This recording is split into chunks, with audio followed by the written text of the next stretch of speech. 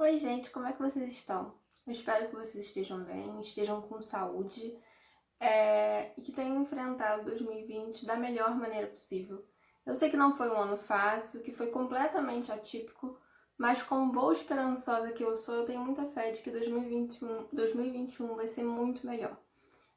Hoje eu vim aqui com vocês resolver a lista de exercícios referente ao plano de estudos da atividade avaliativa final de História. Vamos destrinchar cada questão, ver por que uma alternativa é possível e outra não, para garantir a aprovação e fazer com que todos comecem 2021 com os dois pés direitos. Vai dar tudo certo, então não se desesperem, não criemos pânico. Bora começar? Antes de começar a fazer as questões propriamente ditas, eu quero repassar com vocês, frisar com vocês os principais tópicos que vão cair na prova de vocês, né? Vamos passar assim uma olhada sobre o que vocês têm que estudar, com o que vocês têm que se preocupar, né? Com o que vocês têm que focar. A primeira questão, o primeiro grande tópico é a vinda da família real para o Brasil. Porque em 1808 Dom João veio de mala, cuia, filhos, família para o Brasil, né? O que deu no rei de Portugal para ele se mudar para o Brasil? O segundo grande tópico é a independência do Brasil, né? A consequência dessa vinda da família real, né? Que acabou acelerando o nosso processo de independência que se consolidou em 1822. Terceiro grande tópico, unificação alemã. A gente vai passear pela história do Brasil e pela história geral. Então se preparem aí, apertem os cintos. Tudo que não viajamos esse ano, tudo que ficamos trancados em casa, nós vamos fazer na aula de hoje. Muitas viagens pelo continente, pelos continentes. Próximo tópico, Guerra do Paraguai. Aqui na América Latina, pertinho da gente, com uma participação ativa do Brasil, né? O Brasil foi um dos grandes vencedores da Guerra do Paraguai. Próximo tópico, abolicionismo, né? O período em que a escravidão deixa de fazer sentido para o mundo e o Brasil é obrigado a proclamar uma série de leis abolicionistas até extinguir definitivamente o sistema em 1888. Próximo tópico, república, né? 1889, todo o século XX, vivemos o Brasil república, até hoje, né?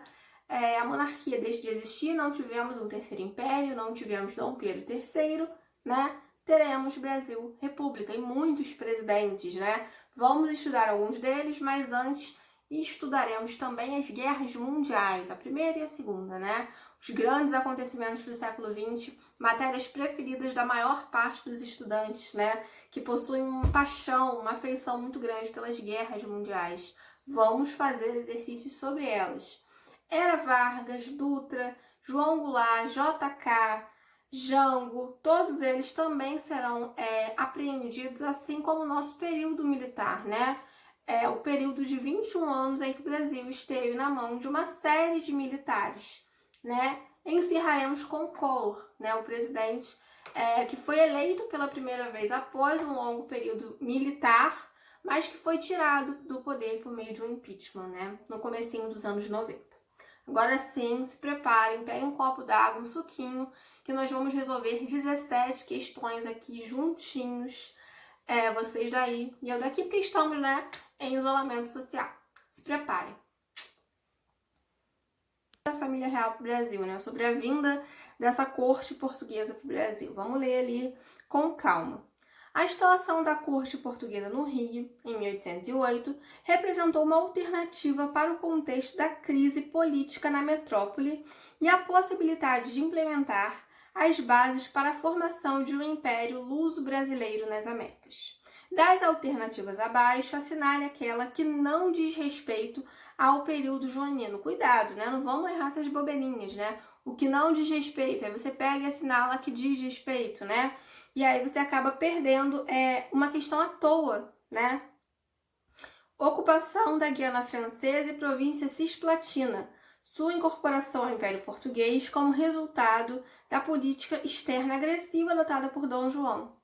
Tá certo, né? Ele queria de alguma forma, se vingar ali da França, né? Recuperar o que ele havia perdido, tendo deixado a Europa para trás, né? Então ele tem essas atitudes nos seus primeiros momentos por aqui. B. abertura dos portos das colônias às nações aliadas, como a Inglaterra, dando início a uma fase de livre comércio. Tá certo, né? O Dom João ele vem para cá com apoio direto total de Inglaterra, né? A Inglaterra está ali guiando Dom João para que ele chegue são e salvo aqui no Brasil, né? Para que as tropas napoleônicas não invadam os navios e matem Dom João VI, sei lá. Então, sim, né? O apoio de Inglaterra foi muito, muito importante e real, assim, né? C. Ocorreu uma inversão da relação entre a metrópole e a colônia, já que a sede do império passou a ser no centro, passou do centro para a periferia. Você tá ótima, né? A gente tem uma inversão de fato. Né? A metrópole estava lá na Europa, né? Em Portugal. Quando a família real vem para as Américas, né? Quando Dom João VI traz a sua coroa para as Américas, a gente tem uma inversão, né? A periferia, a colônia, se torna a casa, o abrigo da metrópole, né? Então, a C está correta. Nos resta a letra D. Atendeu às exigências do comércio britânico, que conseguiu isenções alfandegárias.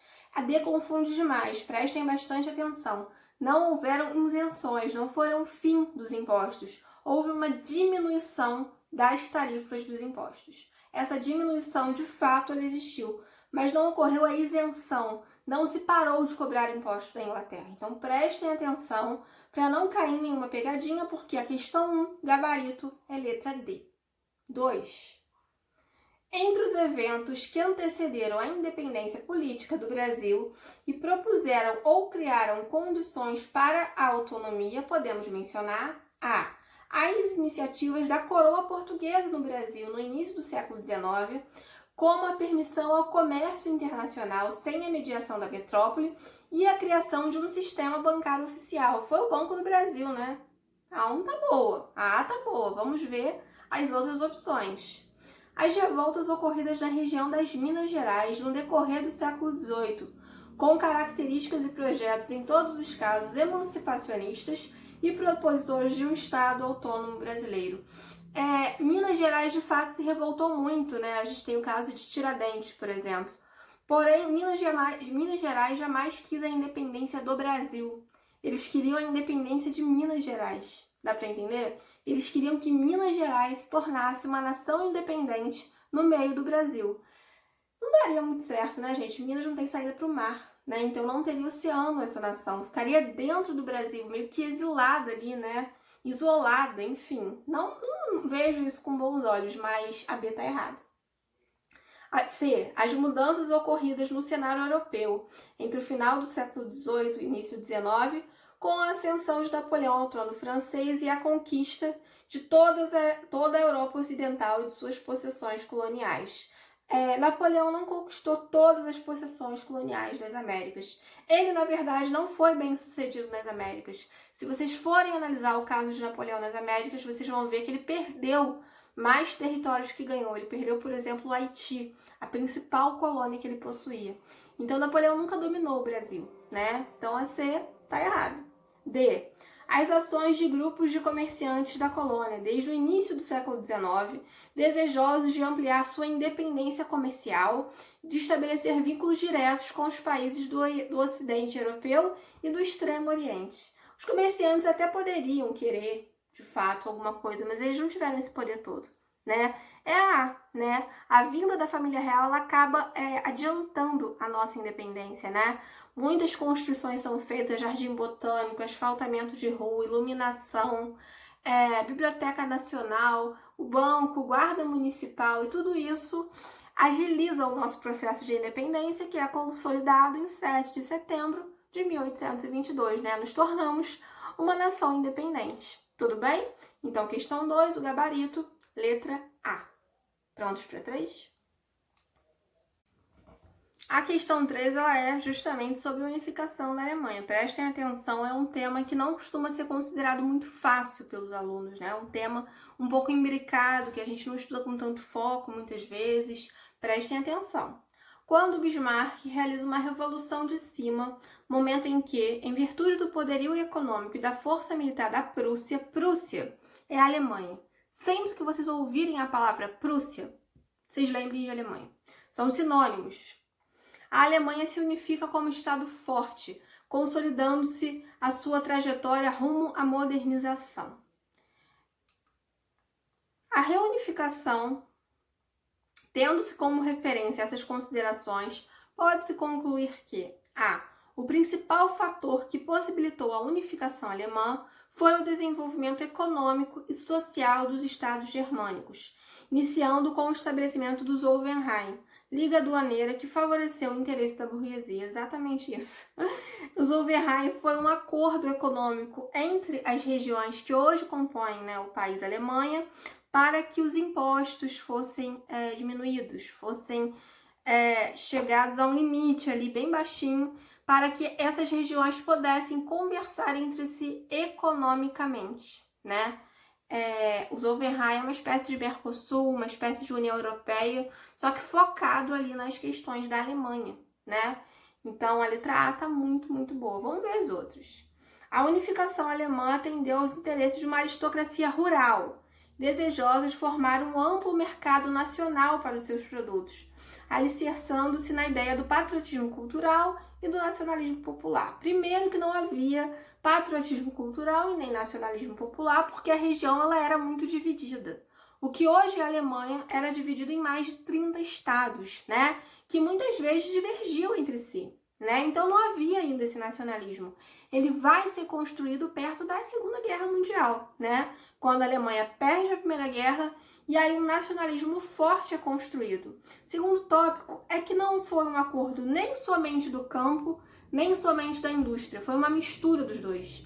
Então, sempre que tiver uma questão sobre sobre unificação alemã, que fale só de campo ou só de indústria, vocês desconfiem. A B faz isso. C. Na Alemanha, a unificação nacional ocorreu principalmente em virtude da formação da identidade de uma identidade coletiva baseada no idioma, na cultura e nas tradições comuns. É aquilo que eu falei. A Alemanha era muito divergente, Eles compreenderam que se eles se unissem seria melhor, porque economicamente seria melhor, Seria economicamente mais vantajoso. E de fato foi, Foi muito vantajoso. Porém, não havia ainda essa questão de união, de um país forte, com uma única bandeira, um único idioma. Eram vários pequenos idiomas misturados. Então, assim, ainda não. Mas vai rolar isso no século XX. D. Na Alemanha, a unificação política pôde ultrapassar as barreiras impostas pela aristocracia territorial, que via no desenvolvimento industrial o caminho da modernização. Mesma coisa, Desconfiem quando falam só de indústria, só de campo. Olhem de novo a letra A. O principal fator que possibilitou a unificação alemã foi o desenvolvimento econômico e social dos estados germânicos, iniciado com o estabelecimento do Zollverein, uma liga aduaneira que favoreceu os interesses da burguesia. Tá perfeita. Então, assim, as outras ou limitam a indústria ou a campo, ou falam de um nacionalismo que ainda não existia, que vai ser construído aos poucos. Vai existir? Vai, mas ainda não nesse momento, tá bem? Então, gabarito da 3 é letra A. É uma questão difícil, prestem atenção, leiam ela com calma, quando vocês forem estudar, tá bem? Prontos para ir para a próxima? A próxima questão, ela volta para a história do Brasil, A questão 4. E ela volta para o Brasil Império, Volta para o Brasil independente, finalmente, Mas como que estava se dando esse Brasil independente? Quais eram as principais características dele? Considere o texto a seguir. Nada mais conservador que um liberal no poder. Nada mais liberal que um conservador na oposição. O texto ele pode confundir, mas ele fala basicamente que conservadores e liberais eram a mesma coisa. E um pouco eram mesmo. Eram pessoas da elite, Eram donos de café, donos de fazendas, não eram pobres, analfabetos não poderiam participar de política, pobres também não, mulheres também não, negros também não. A política ela era um campo, um espaço das elites, dos homens brancos, muitos deles portugueses ainda. Então, esse texto ele possui sim um fundamento, Vamos ver o que as questões estão dizendo. A política positivista durante a República, que se orientava pela doutrina do Augusto Comte e tinha como um de seus lemas conservar melhorando. O texto está falando do Brasil Império, então não. E o conte não tem muito a ver com essas questões, não. B. Há o conflito político entre o Partido Português, que queria conservar o Brasil nas mãos de Portugal, e o Partido Brasileiro, que queria libertar o Brasil da dominação colonial no início do século XIX. Gente, essas fronteiras, elas não são tão bem delimitadas assim. Havia portugueses que queriam o Brasil independente, que eram amigos de Pedro I. Pedro I era português, né? Então, assim, havia muito português que queria ver o Brasil independente e havia muito brasileiro que queria ver o Brasil colônia de Portugal por muito tempo. As fronteiras, elas não são bem delimitadas, elas são fluidas, tá bem? Então, assim, esse conflito entre portugueses e brasileiros, ele não era somente dessa forma, né? Havia de tudo um pouco, né? Havia para todos os gostos. Vamos ver assim. A política parlamentar do Brasil Império, que fazia aparentemente distinção entre políticos liberais e conservadores, né? O parlamentarismo no Brasil Império dizia que liberais e conservadores eram muito diferentes, porém, na verdade, eles eram mais semelhantes do que imagina-se, né? Do que se parece. D. A ideologia liberal inglesa vinda para o Brasil no século XIX, que entrou em conflito com a liberal norte-americana divulgada com a Conjuração Mineira. Não tem nada de sentido na D, tá bem embolada. O liberalismo inglês e norte-americano conversavam muito, tinham muitas coisas em comum, então não teve esse conflito. O gabarito da 4 é a letra C e essa tá perfeita, assim, é uma questão muito completinho, tá? Então é isso, sempre que vocês pensarem em liberais e conservadores brigando pelo poder, pensem no Brasil Império, principalmente no segundo reinado, que foi um reinado mais estável que o primeiro, né? O primeiro reinado ele acabou com a abdicação do Pedro II. O segundo reinado durou quase 50 anos, né? Então pensem sempre nesse sentido. Pensem com carinho no segundo reinado, ele foi muito importante. Tudo bem? Prontos para 5? A 5 vai falar de café. Preparados? Vocês gostam de café? 5. A economia cafeeira começou a prosperar significativamente na região do Vale do Paraíba Fluminense e Paulista na década de 1840 e entrou em decadência a partir dos anos de 1870. Um dos fatores que contribuíram para essa decadência está descrito em doação de terras devolutas aos colonos e consequência da Lei de Terras. A Lei de Terras nunca doou terras a ninguém, muito pelo contrário. Ela sempre determinou que o acesso à terra estava delimitado à sua compra e venda, né? Esse é o papel da Lei de Terras. Então, nunca houve doação de terras a colonos e isso não gerou decadência do café. B. Redução do número de escravos devido à proibição imposta pela Lei Eusébio de Queiroz. Sim, né? A maior parte do trabalho cafeiro foi feito com mão de obra escrava. Então, quando a gente tem o princípio desse abolicionismo com o fim do tráfico, com a Lei Eusébio de Queiroz, tudo isso pesa sobre a estrutura cafeeira, né? Então, a B tá muito boa. C. Baixa produtividade agrícola em razão da falta de escravos gerada pela Lei do Ventre Livre. A Lei do Ventre Livre, ela não gerou tanta baixa produtividade assim, porque ela determinava que a criança nascida ela era livre, mas ela deveria ficar com a sua mãe até ela completar 21 anos, né? E até os seus 21 anos é o seu auge, né, de mão de obra, de força de trabalho. Então, as crianças livres, libertas, elas ficavam com as suas mães até fazer 21 anos. E aí, dessa forma, elas muitas vezes seguiam trabalhando como mão de obra escravizada, apesar de serem libertas, né? Então, a Lei do Ventre Livre não pesou tanto assim. Além disso, a Lei Eusébio de Queiroz ela foi proclamada em 1850, a Lei do Ventre Livre em 1871. Então, a lei Eusébio de Queiroz já havia pesado muito para a Lei do Ventre Livre poder fazer um estrago ainda maior. Proibição do tráfico e função das imposições do Bill Aberdeen. O Bill Aberdeen foi a lei inglesa antitráfico, então ela proibiu o tráfico inglês. Ela não tem relação direta com o tráfico brasileiro. Influenciou muito, a Inglaterra influenciou demais o abolicionismo brasileiro, mas não tão diretamente assim. Dessas opções aqui, a questão 5, o gabarito é letra B, de bola, que está muito, muito boa. Prontos para 6? A 6 é sobre Guerra do Paraguai. Considerando-se os fatos relacionados à Guerra do Paraguai, que durou de 1864 a 1870, é correto afirmar, a Tríplice Aliança agiu sob a ingerência dos Estados Unidos, que pretendiam, após o fim do término da Guerra Civil, ampliar o comércio de seus produtos na região cisplatina. Gente, Tríplice Aliança não teve esse papel direto dos Estados Unidos, não. Se fosse Inglaterra, a gente poderia marcar certo. A Inglaterra influenciou demais a Guerra do Paraguai.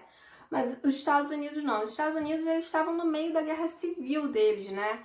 A guerra que colocou fim à escravidão nos Estados Unidos. Então eles não tinham nem tempo para pensar em Guerra do Paraguai, para ser bem sinceros. B. O Brasil e a Argentina romperam a aliança durante a guerra, o que possibilitou não só o fortalecimento militar e político paraguaio, mas também o retardamento do final do conflito. A Argentina e o Brasil não romperam, seguiram-se firmes, fortes e venceram a guerra. Tretas Brasil e Argentina, a gente pensa muito em futebol, mas na Guerra do Paraguai ficaram juntinhos, sim. C.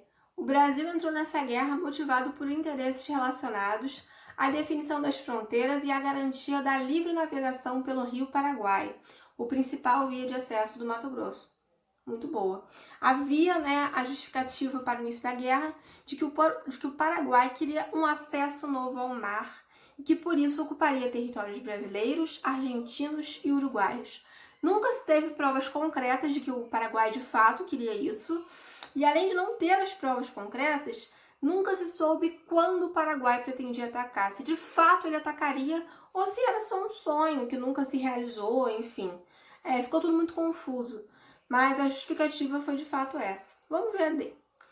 O exército, apesar da vitória, se enfraqueceu após essa guerra em razão do elevado número de baixas e das dificuldades políticas e militares em colocar um ponto final ao confronto.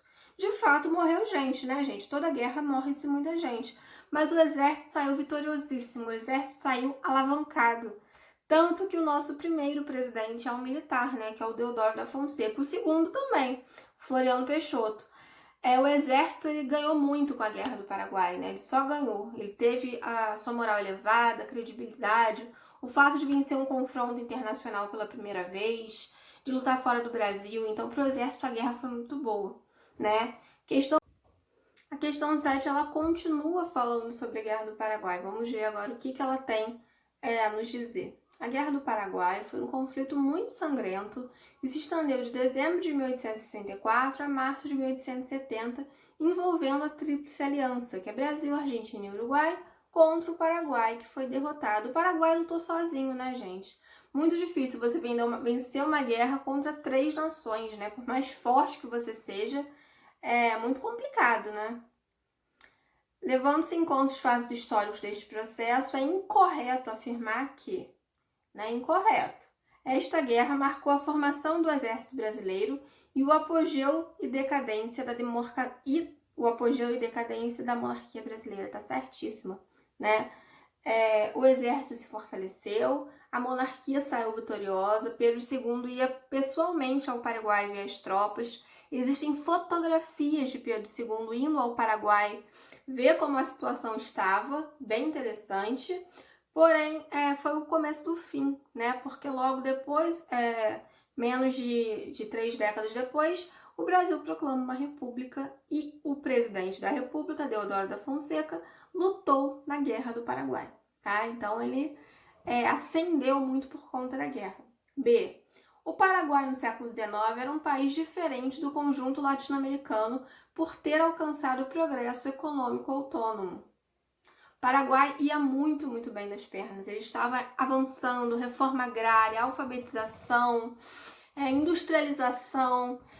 O Paraguai estava se desenvolvendo muito. O seu presidente, o Solano Lopes, ele tinha essa fama de desenvolvimentista.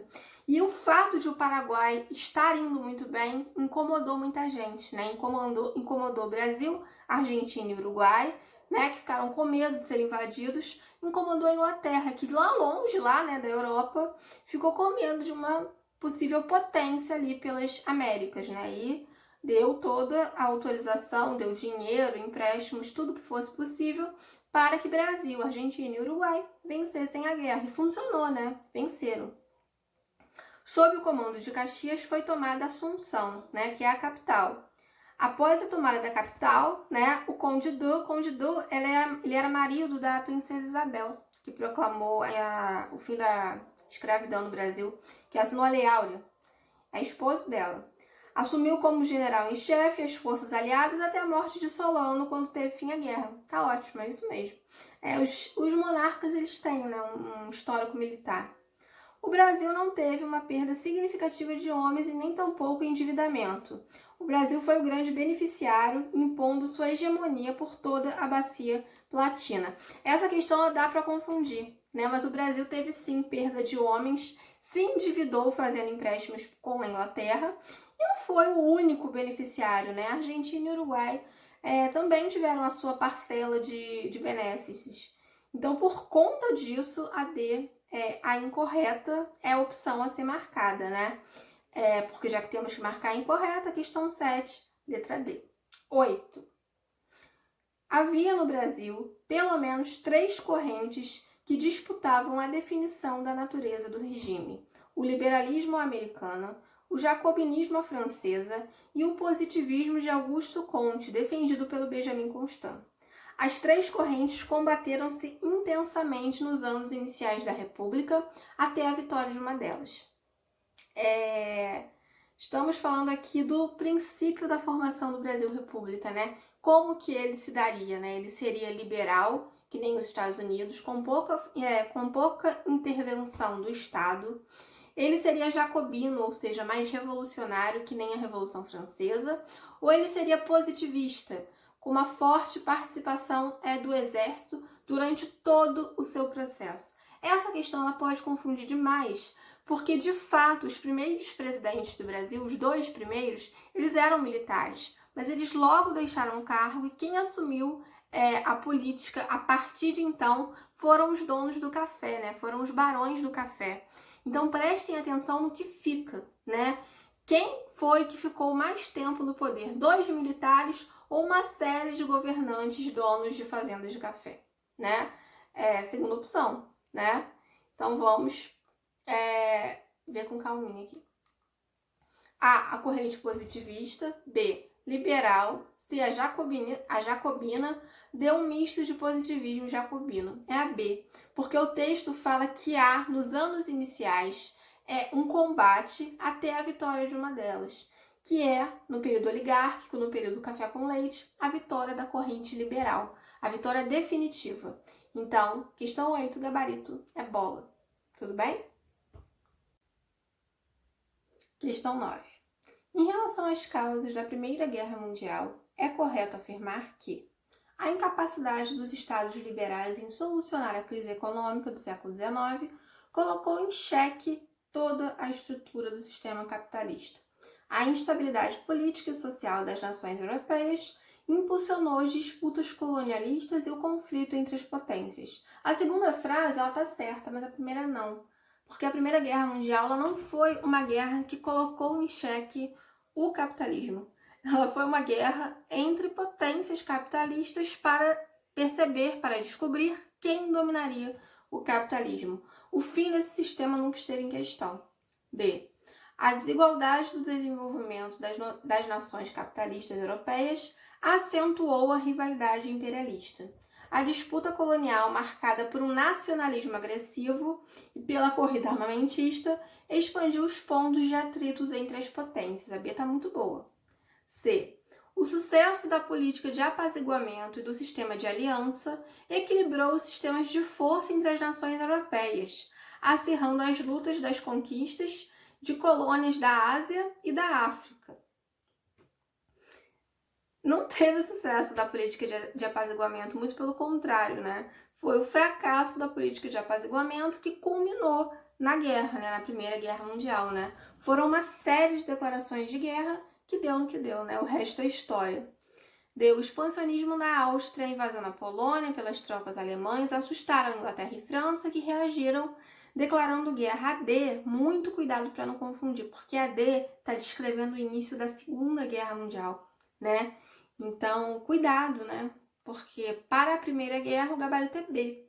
Mas se fosse Segunda Guerra, né? Mas questão 9, B. 10. Não pode ser considerado um fator que propiciou a eclosão da Segunda Guerra Mundial.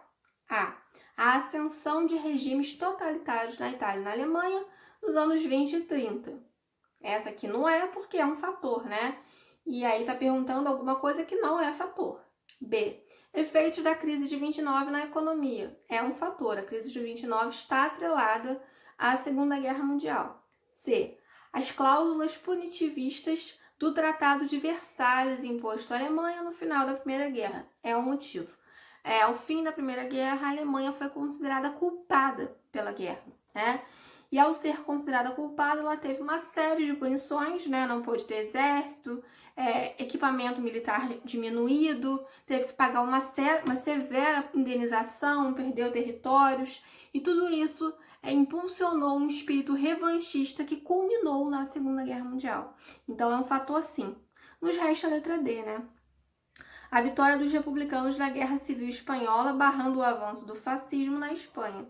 Não barrou-se o avanço do fascismo na Espanha, né? A Espanha, ela teve um governo fascista que durou bastante tempo, né? Com Francisco Franco.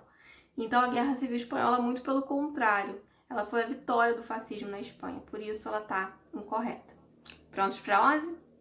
Para os norte-americanos, a decisão de usar as armas nucleares foi descrita em termos puramente humanitários e militares.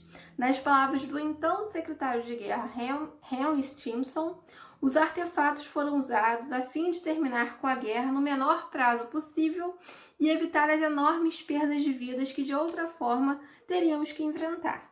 Provavelmente, se os Estados Unidos tivessem sido derrotados na guerra, o general Leslie Groves, responsável pelo projeto que criou a nova arma, o coronelaviador Paul Tibbets, comandante do avião Enola Gay, que lançou a bomba, e os físicos chefiados por Oppenheim certamente seriam julgados por crime contra a humanidade.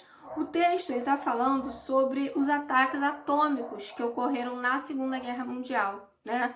Os ataques atômicos contra Hiroshima e Nagasaki, né? E o que os Estados Unidos alega é que era inevitável, que os ataques atômicos foram a única forma de fazer o Japão desistir da guerra. É uma crueldade falar isso, né? Morreu muita gente na Segunda Guerra Mundial com os ataques atômicos. Muitos japoneses morreram, muitas pessoas ficaram com câncer, perderam membros, doenças que jamais puderam ser solucionadas rapidamente. Então falar que era inevitável é muito cruel, né?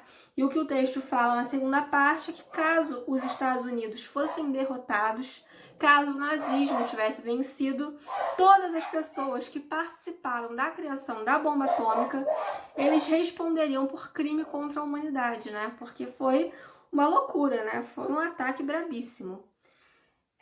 O que é incorreto afirmar, né? No início de agosto, a vitória americana no Pacífico já estava clara. Era apenas uma questão de tempo até o Japão se render. O governo dos Estados Unidos se justificou, alegando que essa era a forma mais rápida de encerrar a guerra. Tá certo, né? Não é incorreto. B. A primeira bomba atômica explodiu na cidade de Hiroshima. 3 dias depois, Nagasaki. Tá certo também. C. Coube ao vice-presidente dos Estados Unidos, o Franklin Roosevelt, comandante de todas as forças armadas dos Estados Unidos, a responsabilidade de tomar a decisão de lançar as bombas atômicas sobre o Japão. Não foi, né? O texto ele fala todas as pessoas que foram responsáveis. E são o secretário de guerra, né? O Henry Stimson, o general Leslie Groves e o coronel-aviador Paul Tibbets. O presidente, apesar de ser o presidente, né? De ter uma importância, ele não foi o principal responsável, ele não foi ele que comandou as Forças Armadas, foram esses outros caras que estão no texto. A D, só por desencargo, a bomba atômica lançada sobre a cidade de Hiroshima em 1945 foi um dos fatores que desencadearam nos anos seguintes a Guerra Fria, um verdadeiro festival de explosões americanas e russas que poluíram com radiação quase todos os espaços do planeta. A D tá certa, né? Quando os Estados Unidos jogam, né, as bombas em Hiroshima e Nagasaki, ele faz com que todos os outros países corram para chegar até a tecnologia atômica, né? Todos os outros devem se mostrar capazes de também ter a tecnologia atômica para serem capazes de competir com os Estados Unidos. União Soviética chega, França chega, Inglaterra. Então, o gabarito, a única possibilidade de resposta é a C. Pode confundir, mas o Franklin Roosevelt, apesar de ter sido presidente e vice-presidente, ele não foi o comandante do ataque. Tudo bem? Então, o gabarito da questão 11 é letra C. Questão 13, sobre a Era Vargas. Sobre a Era Vargas, podemos dizer que nesse período, para sair da crise de 29, foi implementada uma política de substituição de importações, que buscou integrar o território nacional.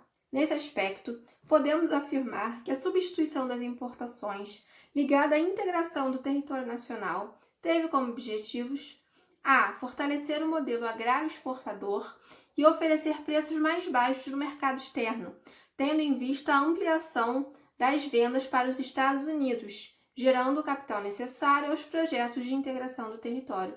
É totalmente o oposto, né? Não é facilitar o mercado externo nem as vendas para os Estados Unidos, é privilegiar o mercado interno. Até porque os Estados Unidos estavam no auge da crise de 29, né? Não tinha muito o que eles pudessem fazer por nós. B. Ampliar a produção industrial no Brasil e criar um mercado interno para consumo dessa produção, integrando boa parte do território nacional, especialmente o eixo centro-sul, onde se concentravam as atividades mais econômicas desse período. A B tá muito boa, né? Era uma tentativa de substituir tudo aquilo que se importava. Tudo aquilo que se importava eram os materiais industriais, os equipamentos vindos de indústrias, né? O Brasil tinha uma luta, né? Uma batalha, uma querela para se industrializar finalmente, né? E para que essa indústria fosse nossa, nacional, produzida aqui. A B tá muito boa.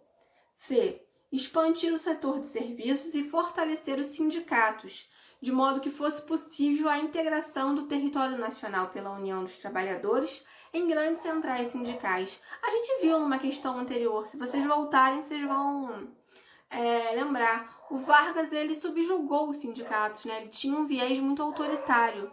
Então, ele não queria uma grande central sindical, não. D. Reforçar o setor agrícola e diminuir o investimento em indústrias, para que houvesse menos importações de máquinas e equipamentos dos Estados Unidos e Europa, necessários a empresas do setor industrial que estavam plenamente integradas no território. É o contrário, né?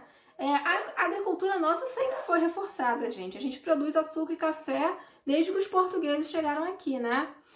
Muito pelo contrário, era produzir tudo aquilo que não se tinha aqui, né? Em equipamentos industriais, tecido, o que fosse possível, carro, roda, borracha, o que desse para produzir, gente, o que viesse era lucro. Então, o gabarito da 13 é a letra B, de bola. Tem muita letra B, né, nesse simulado. Tudo bem? Prontos para 14? Lutei contra a expoliação do Brasil. Lutei contra a expoliação do povo. Tenho lutado de peito aberto. O ódio, as infamas e a calúnia não abateram meu ânimo. Vos dei a minha vida, agora vos ofereço a minha morte. Caramba, o que esse trecho está falando? É um trecho de suicídio, né? Parece, né? Vamos ver. A. No fim do período populista, com a queda do João Goulart. 1954 não foi a queda de João Goulart. João Goulart caiu em 64, pouco antes da ditadura, né? B. Do afastamento de Costa e Silva devido a problemas de saúde e o impedimento do Aleixo. Costa e Silva foi um governante militar, ele assumiu na década de 60, então não pode ser. Renúncia de Jânio Quadros, gerada pela oposição à política externa. Ele não ofereceu a morte a ninguém. O Jânio, de fato, ele renuncia, porém ele não se mata, nada disso. Ele não era suicida. No gesto de suicídio do Getúlio Vargas, pressionado por setores conservadores e grupos internacionais. De fato, né, gente? O Vargas, ele se suicidou, né? Ele terminou a vida se matando, né? O pijama, vários artefatos dele estão disponíveis no Museu da República, que fica no Catete, no Rio de Janeiro. É um passeio bastante legal de se fazer, né? Então, 14D foi o único desses presidentes que se matou e foi o que governou nessa conjuntura de 54, né? 10 anos antes do início dos governos militares. Essa questão é uma questão fácil, é uma questão gostosinha de fazer. Não suicídio é horrível, mas é uma questão tranquila. Prontos para 15? Tô falando demais. Tá acabando, hein? 15. Sobre o programa de metas do JK, é correto afirmar que foram estabelecidas 31 metas, sendo priorizadas os setores de energia, transporte e indústria. Tá bom. O resultado foi desastroso, sobretudo para a produção industrial. Não foi desastroso, criou Brasília, né, gente? Não tem como a gente falar que foi um fiasco. C. Foram criados vários mecanismos para impedir a entrada de capitais estrangeiros.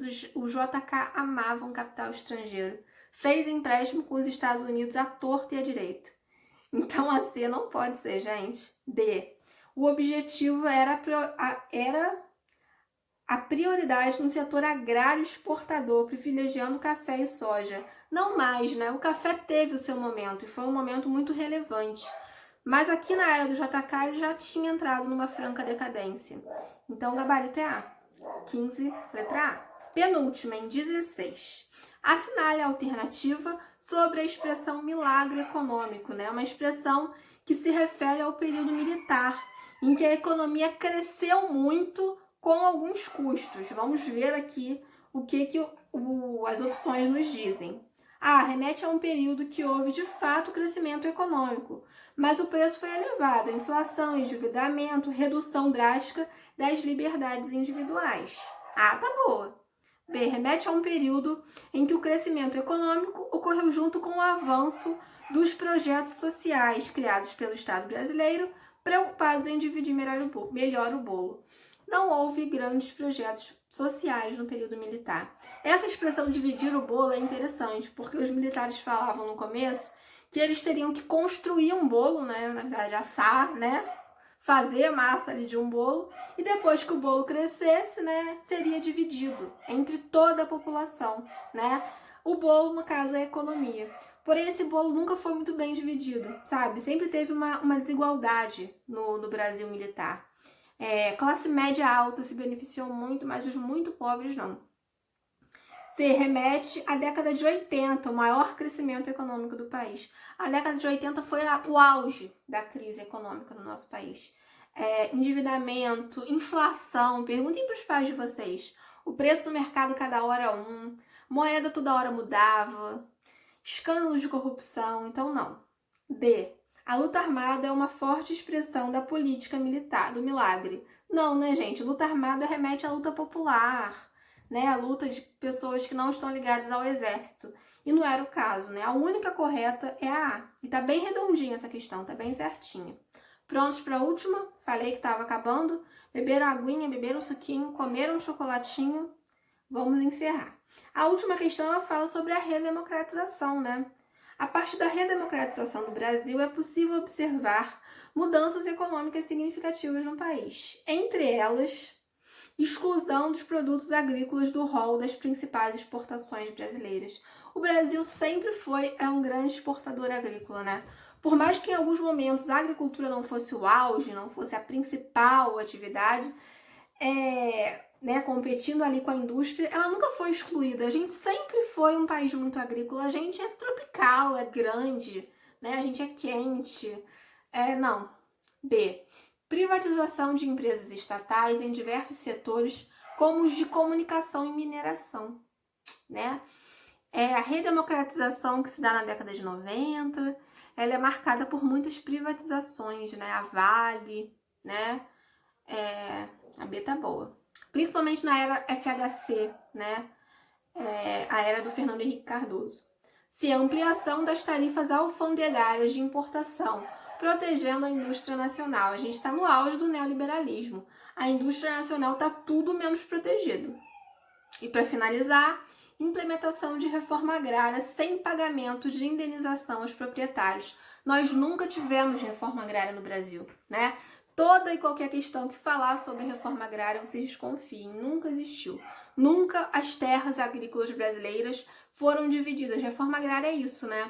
é você pegar as terras agrícolas e você dividir a todos que não têm terra. Isso nunca aconteceu no Brasil e não sei, gente, difícil isso acontecer um dia.